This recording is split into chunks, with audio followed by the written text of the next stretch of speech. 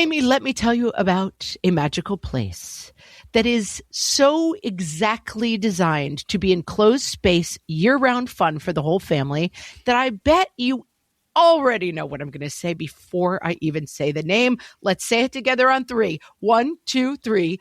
Great Wolf Lodge. You got it, Amy. My kids loved Great Wolf Lodge when we went. You probably already know that it has a huge indoor water park with a wave pool, lazy river, a bunch of massive water slides. But then your pack can hit the other attractions because wait, there's more. Great Wolf Lodge has adventure-packed attractions like Magi Quest, a live-action game kids can play throughout the lodge, plus the Northern Lights Arcade. Spent some quality time there, so your kid who loves the lazy river and your kid who loves fantasy games will both have a great time. Great Wolf Lodge also offers great dining options and complimentary daily events like nightly dance parties, all under one roof. Unpack the car once and you're settled in to have fun. And with 22 lodges across the country, you're always a short drive away from adventure. We've both had such great times at Great Wolf Lodge, so bring your pack together at a lodge near you. Learn more at greatwolf.com and strengthen the pack. Hello, everyone, and welcome to Fresh Take from What Fresh Hell, Laughing in the Face of Motherhood. This is Margaret. And this is Amy, and today we're talking to Dr. Pooja Lakshmin. She's a psychiatrist and author specializing in women's mental health. She's a frequent contributor to the New York Times and the founder of Gemma, the first digital education platform dedicated exclusively to women's mental health. Dr. Lakshmin is passionate about empowering women and sees her clinical work as a perinatal psychiatrist as an extension of this mission. We're going to be talking about mom guilt today, stress, self-care, the anxiety of this pandemic moment, and how we can reclaim ourselves amidst it all. Welcome, Pooja. I'm so excited to be here. Thank you for having me. So your practice treats women who are suffering from burnout, disconnection, disillusionment. Is that 100% of women right now? I mean, it's 100% of the hosts of this podcast. Right, exactly. Yeah, I mean, it's pretty close to 100% of women in general, too, I would say. But certainly, you know, there was no shortage of these conditions, even pre-pandemic, for sure. But over the past year and a half, things have reached sort of a fever pitch, and the solutions have gotten much less clear as well over the past year and a half because there's just no give from any side. So it's definitely been tough. Let's start at a really granular level. So I feel like mom burnout is something that we hear that term. What does that refer to? How does that manifest itself? Yeah, this is a really interesting topic for me. I actually wrote a piece for the Times back in February for their Primal Scream package, and it was called... Fantastic article. Yeah, Yes. We'll link to it in the show notes. If you Very haven't good. read that Primal Scream article and listened to the voicemails, go take a minute and check that out. Yes, that was so, loved seeing that. And the piece was called This is Betrayal, Not Burnout. Because the thing with burnout, you know, burnout has kind of a triad of symptoms. It's this disconnection from meaning. So, you know, you're going through all the motions, but it all feels pointless. There's this lack of ability to kind of regulate your own emotions and to really feel like you have control over what's going on in your mind and in your brain. But the thing with burnout is that it puts the onus of responsibility back on the person who's feeling the burnout. And that's my problem with burnout as kind of a box to put people in. Because then it's just like, well, why are you burnt out? You should learn how to meditate. You should be going to yoga. You should be doing self-care. And of course, none of my patients have time for any of that stuff. And so in that article, I talked about how, no, this isn't burnout. This is betrayal. This is, you know, these are structures that are much larger than us. These are people in power who've made the decisions that they have that then put families, moms mostly, in these awful positions where you have to make choices that don't feel good. And that's why I think kind of that frame of turning it back on our systems is so important. Yeah, and understanding that that might not be a breathing exercise away from fixing. Right. And I think it's really condescending to say to people like, well, just do some mindfulness, as if that's easy to do, right? But you make a point, we've talked on the show before about sort of the meta emotional states you can get in. I think particularly as moms, that you have this feeling, you're burnout, your disillusionment, whatever it is. And then the guilt about that gets layered on, the feeling about the feeling. And it removes us even further from doing something about it. Totally. And I would say kind of in the past 5 years or so, I've seen that so much more in my clinical practice, that guilt and shame because of the burnout. I think that's a relatively new phenomenon over the past couple years where women are coming in and they're saying, you know, I have no time for myself. I'm exhausted. I'm burnt out. I'm depressed. I'm stressed all the time. I'm anxious. And then I feel like it's my fault because I haven't taken the time. I don't have the time to figure out how to take care of myself. And that added layer is, I think, new. And that's what's so painful, I think, for women. And like so much of my work clinically and writing and in the social media space is like helping women to remember this is not your fault. Like we are all feeling this. And the reason, and if we're all feeling this, this is not your fault. I was talking to a friend yesterday about she lost her husband at a very young age and was raising 4 children by herself. And she was saying, you know, I just feel so bad. I just feel like my kids are going to remember me always yelling and being anxious. And I said, yeah, I've been having a difficult time with the situation myself. And I said, I just feel like I'm yelling all the time. And it's like we put ourselves and our flaws at the center of the definition. And I was saying, you know, I think that your girls are going to look back and be like, I can't believe my mom went through this thing and survived, you know, and that the yelling was a symptom of a real problem. But we kind of skip the problem and we go right to like, if only I could get more self-care, these problems, you know, we skip the problem. Right.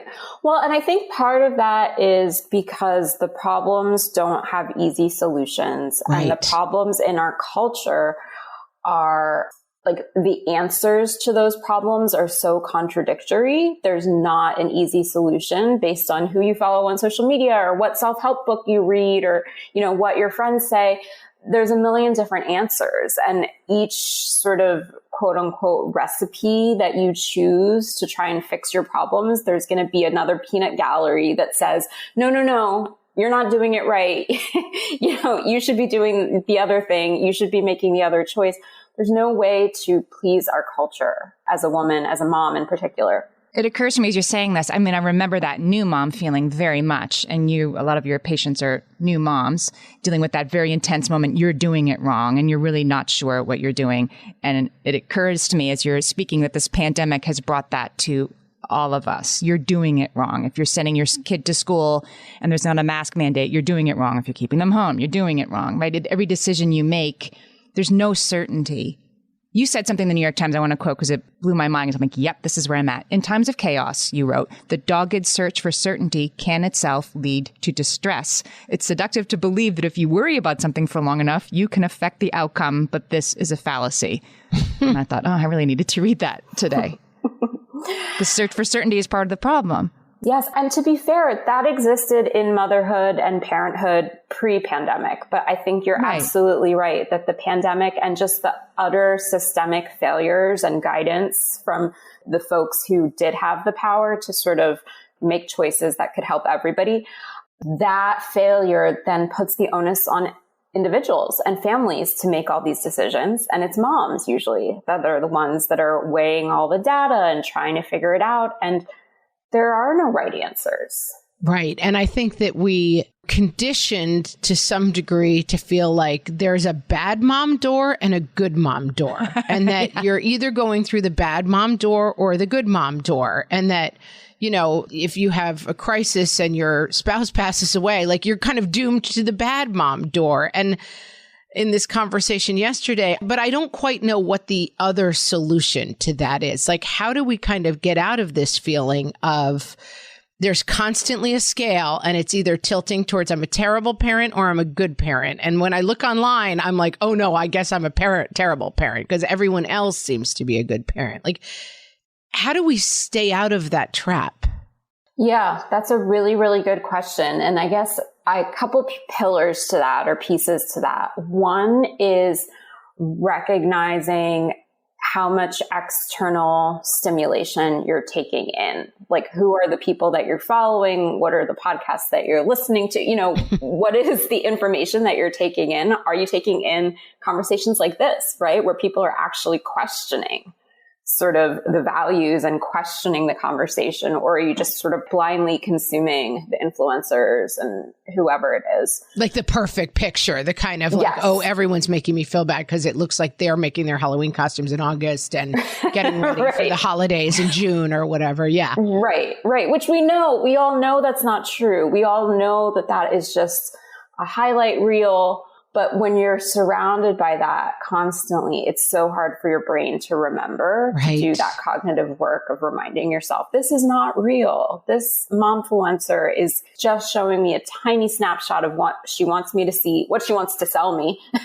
Right.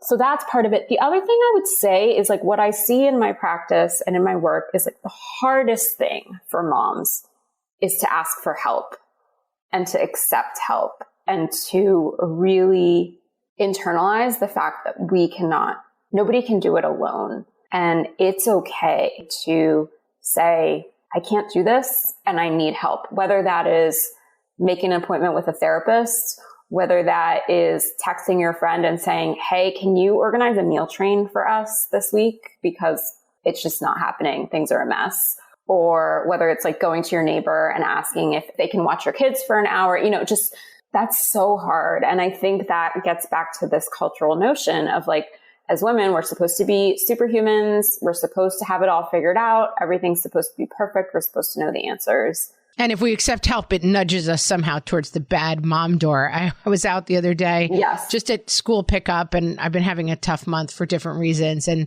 somebody said, oh, we'd love to bring you a meal. Her husband's a chef. Like, it's not that hard for him to make a meal. It's not a huge ask, And I was like, no, it's fine. And 3 of my mom friends who were standing with me said, you do need a meal. Say yes, say yes. And it really struck me like, what is this instinct I have to be like, it would really help me if someone made me a meal, but I'm standing there going, no. Oh, God, I couldn't trouble you. Right. Because of course I have it all together. Right. I still have 4 limbs. So right. Yeah. I'm not actually on fire. So why would I need you to make me a meal? Yeah. Right. Because it feels like a failure on your part. Yeah. And the interesting thing is from the other side, for your friend, if you could say yes, she would feel good. She wants to help you, right? It feels so much better from the other side too, to be able to give and help, It makes so much sense. Okay, we're going to take a break, come back with more with Dr. Pooja Lakshmin.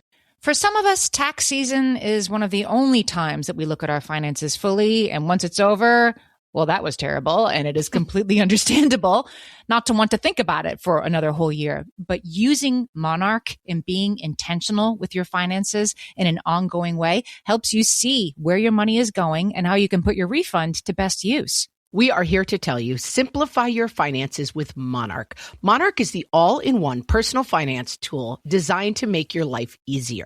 It brings your entire financial life, budgeting, accounts and investments, net worth, and future planning together in one dashboard on your phone or laptop. Feel aware and in control of your finances this tax season and get 50% off your Monarch subscription with code FRESH. As you know, my husband and I are preparing to send, 3 kids off to college, and I cannot tell you how helpful Monarch has been in showing us our full financial picture, helping us to track our spending and reach important savings milestones. Our weekly meeting, Amy, it's now run by Monarch. Love it. Achieve your financial goals for good with Monarch, the all-in-one tool that makes money management simple. Use code FRESH at monarch.com for half off your first year. That's 50% off at monarch.com, code FRESH. You know that thing where you get an amazing pair of shoes at a really great price and want to tell everyone about it? Yeah, so do we. Here at Designer Shoe Warehouse, we'll give you something to brag about, like the latest styles from brands you love, or the trends everyone's obsessing over, or shoes that make you feel like, well, you. So go ahead, show off a little. Find shoes that get you at prices that get your budget. Head to your DSW store or DSW.com today. DSW, let us surprise you. Okay, we're back with Dr. Pooja Lakshmin. I wanted to ask about perfectionism and where that fits into this, because it seems like is that what's keeping us from saying yes to the chef husband making us a meal. It's a pretty good deal. We're not asking for a friend, as it turns out. Yeah, I think so. Perfectionism is something that I definitely see in my practice all the time. And I think that it fits in this picture of sort of like control and wanting to portray a certain image, and this really harsh inner critic that for moms in particular, I think is really telling everybody, like, you need to do it yourself. It needs to look a certain way. It only counts as a win if you've done it in this certain way. Right. And I think that especially for new parents, perfectionism is such a compelling measuring stick to use when you're in the chaos of trying to figure out how do I take care of this infant. If you're a first-time parent and you're kind of like used to having some type of like manual and recipe book, and you want to know the thing that makes you feel better about yourself is knowing that you're doing it right, of course, you're going to want to put that internal ruler and measuring stick on this new role, this huge new role of being a mom. And what better way than to use perfectionism? Because for so many of my patients, perfectionism got you really far in life, you know, got you through college, got you through undergrad, maybe got you through grad school or the workplace. And it worked, you know, but you didn't really see the cost until you became a parent. That makes a lot of sense to me. Or the costs were not too bad. You know, you could kind of push through. It was workable. Right. I also think another thing that the pandemic has introduced, and this is the same with new parents, is, well, I don't have it that bad. You know, we have friends who've lost their homes. We just had a huge flood where I live. There's people with all their earthly possessions out on the lawn. Like, and then I feel like, well, I'm kind of having a bit of a hard time, but I mean, it's not like, you know, I'm sick. It's not like this. It's not like that. It often feels like in this very chaotic time that we're in the middle of, that somehow we don't deserve help, or we don't deserve to make room for our own struggles because other people are really in desperate straits. 100%.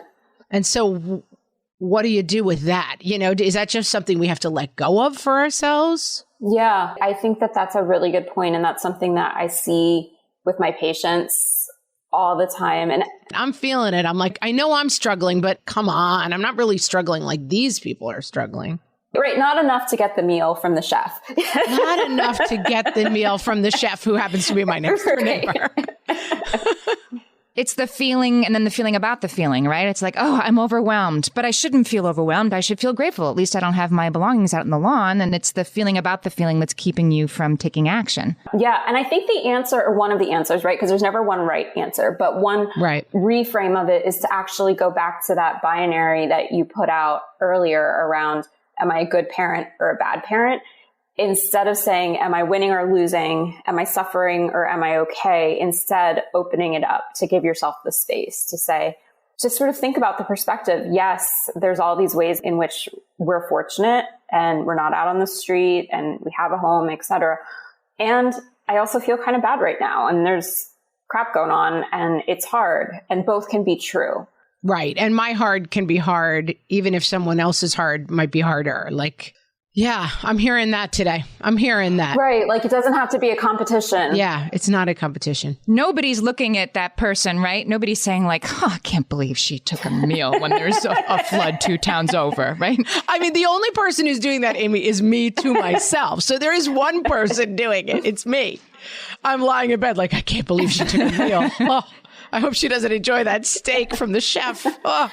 And I think part of that too is sort of like, there's a fear that if you do it once, are you going to just sort of melt into this puddle of gluttony? Like, is it just, you know, if you have this one night of relief, what does that mean? Does that mean that you're not going to be able to pull it back together the rest of the week? And so it's sort of like, we really have to build this muscle of accepting help. It's like you have to learn the practice of what does it mean to incorporate bits of help into your life and trust that you can handle it.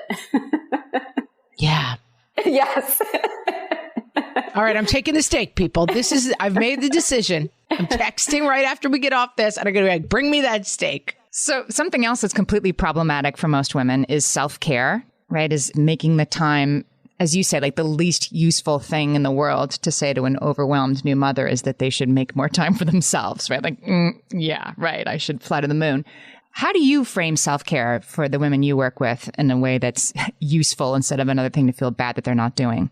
Yeah. So this is something that I've been, thinking about probably for like the past decade after, going through training to become a physician and being burnt out in medical school and residency and sort of constantly being told, yeah, like do some yoga, learn how to meditate, which, I've done at different points and gotten really deep into at different points, but I always fell off the wagon, essentially.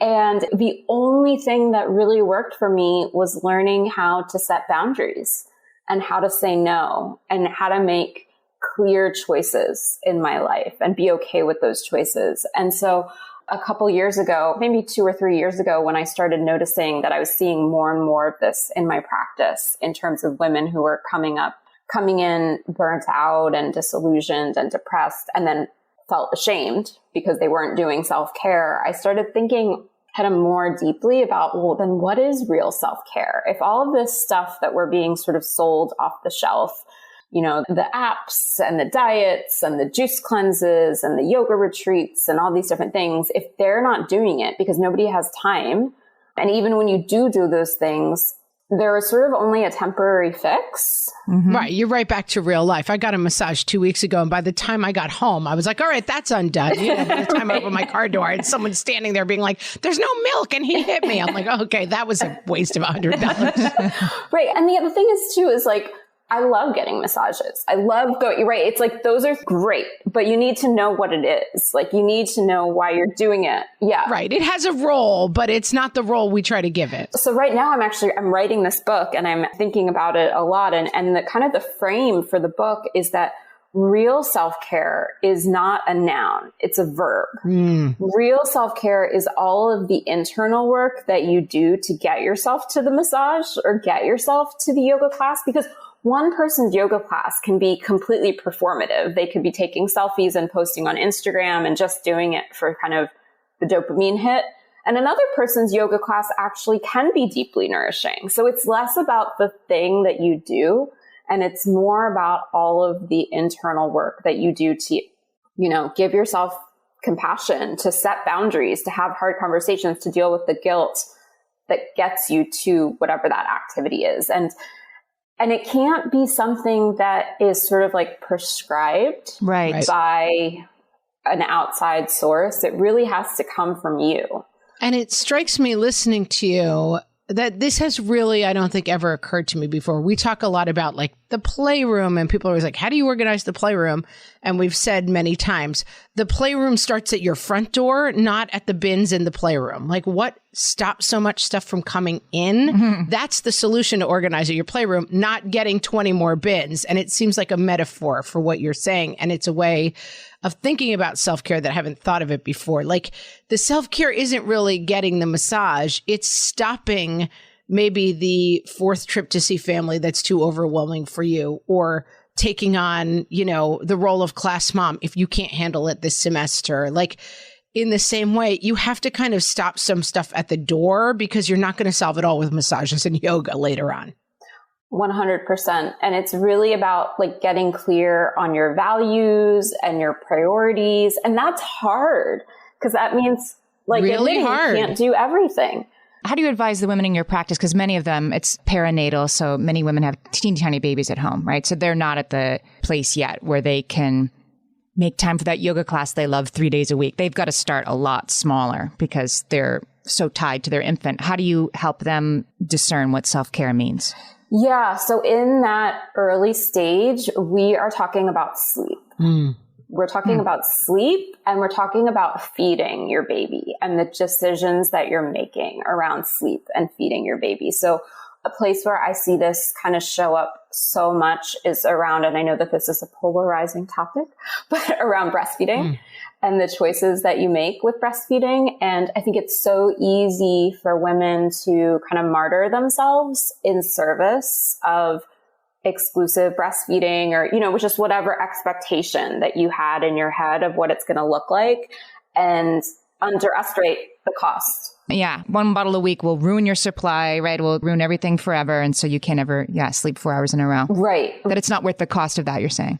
Right. Because, from my frame as a psychiatrist, I'm really looking out for mom's mental health and mom's well-being, which is the most important thing actually for baby's well-being. So, just a story that I like to share is like a patient of mine who had a preemie. And so they were doing, triple feeds where she was nursing and then she was pumping. And then they did have to give formula and, because the baby was they were trying to gain weight, et cetera. And this was going on for weeks and weeks. And she was, getting like an hour of sleep here or there, maybe. Like it was a mess. And she had this moment where, she passed her daughter off to her husband who got to do the burping and the cuddling. And she saw the two of them in that like just really loving moment. And she felt incredibly jealous because she didn't get to have it with her daughter because her daughter was totally fighting breastfeeding. And that moment for us was like, we just kind of like dug into that. And we were like, that's not who I want to be as a mom. I don't want to feel resentful of my daughter. I don't want to be jealous of my husband. And that enabled us to then help her make choices around letting go of nursing. And I'm not saying that's a choice that everyone has to make, but it's just sort of like loosening up that framework for yourself. And it's also a metaphor that extends into teendom and beyond that, Amy and I have both felt that feeling of like, oh, here comes good time Charlie, my husband, to have a good time with the kids while I go back to filling out the forms. And rather than sitting in that headspace, it's a great idea to try to ask yourself, like, how can I change this role so that I get more of the good times and less of the form filling out, rather than just kind of stay in the place of like, I do all the work and other people have all the fun with my kids. All right, let's take a break. And when we come back, we will talk a little bit about Gemma Woman. My favorite skincare products actually feel more like self-care, like they're so nice to put on and they smell so good that I'm actually happy when I get to that part of my day.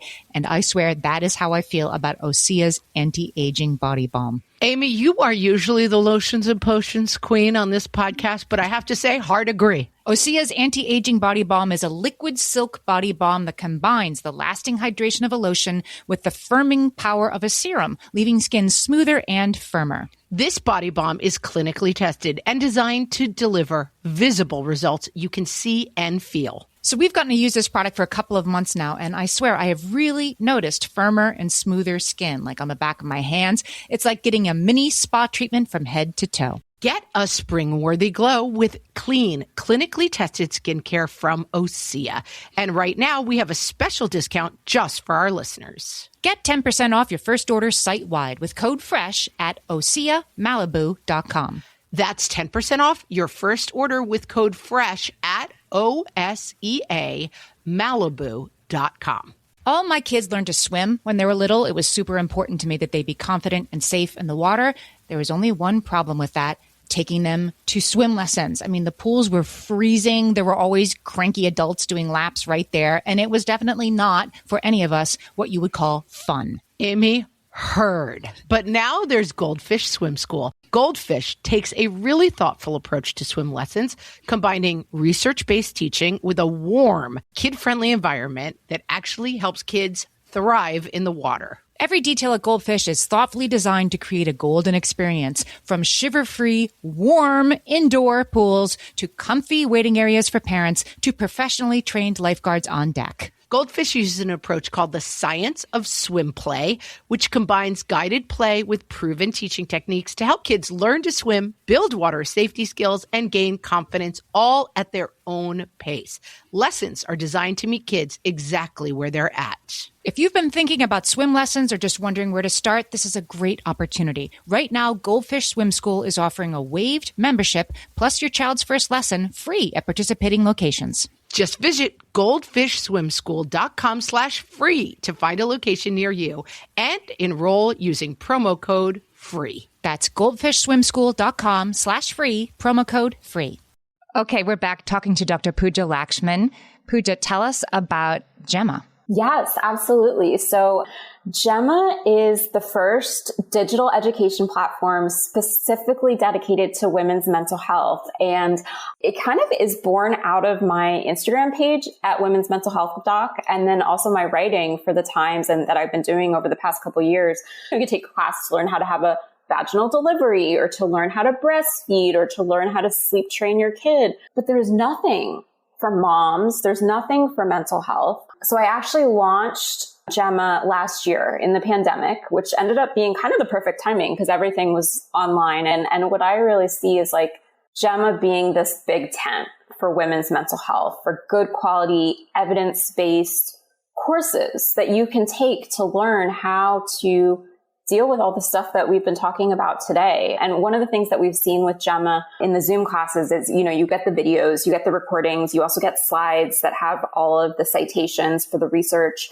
So women who take the class, they share all the stuff with their partners, and it's like this perfect frame to say to your partner, like, hey, I just took this class. I want you to watch this too, or look at these slides or read this article talking about sleep, postpartum and how important it is. So like, maybe we should have a conversation about what we're going to be doing for childcare.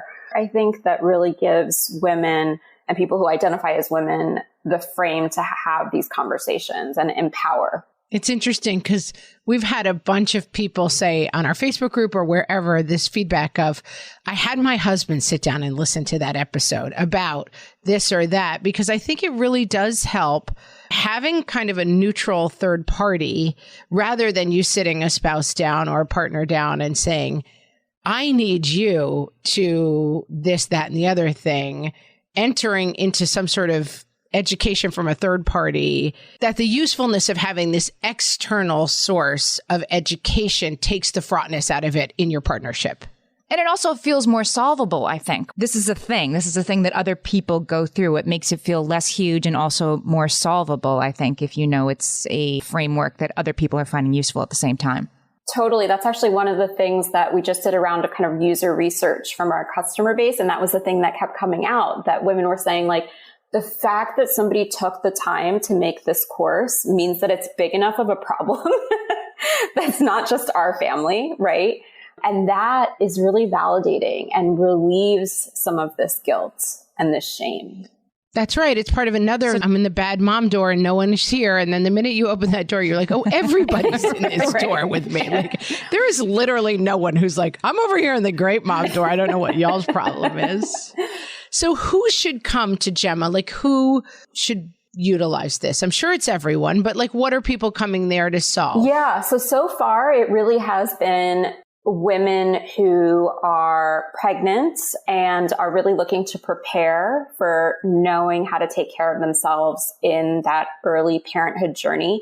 We have a good number of like second time moms. So moms who struggled with their after having their first, and we're like, I'm not going to do that again.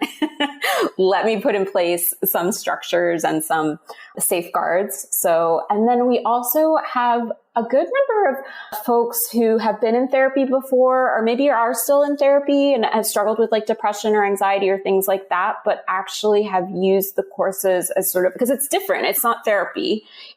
We're providing kind of like all of the information and education. So it's almost like a great add-on to a therapy relationship that you can then take that knowledge and apply it to yourself in different ways. I really want Gemma to be sort of this big tent for all these different moments in your life, in your 20s, when you're making decisions about school and careers and relationships, in your 30s, when you're thinking about having a family, maybe you're struggling with infertility or trying to get pregnant. That's something that I'm going through myself right now in its own interesting journey. So, we could use a lot of support there. And then things like once your kids are older and like dealing with all of the transitions and difficult decisions that come with, taking care of your own parents, taking care of your children, balancing your career, right? The sandwichers, right? So we really have exciting plans and big dreams for Gemma. Our website is gemmawomen.com. I would love for folks to sort of follow us, and there will be more to come. And remind us about your Instagram account, because that's where I found you. It's Women's Mental Health Doc. Is that right? Exactly. At Women's Mental Health Doc, I focus a lot on, obviously, women's mental health. And, and I'm writing a book right now that will be coming out in 2023. So a while away. This whole book writing process is one that is lengthy. Yeah. Definitely a marathon. Yes. And the book it's with Penguin Random House, and it's called Empowered: Free Yourself from the Tyranny of Self-Care and Build True Well-Being. So it's really talking about a lot of what we discussed today in our conversation. Like, what is real self-care? These are external problems. So much of what I think about as a psychiatrist is like, what is the internal work that we do that can actually then change the systems, while at the same time not putting more burden on ourselves that we need to be the ones that are changing the system, trying to explore kind of providing tangible solutions for figuring out how do you have that conversation with yourself about letting yourself take the steak dinner from your neighbor.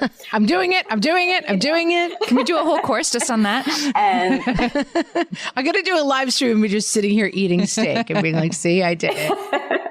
Please have me back for that one. Well, I feel like I needed to hear this conversation today. And I love the way you frame this question in some ways that I haven't really thought about before. We will put links to gemmawoman.com. We will put links to your Instagram, all in our show notes so that you can follow up and learn more. Thanks for talking to us. Thanks so much for talking to us today. Thank you. This was a blast.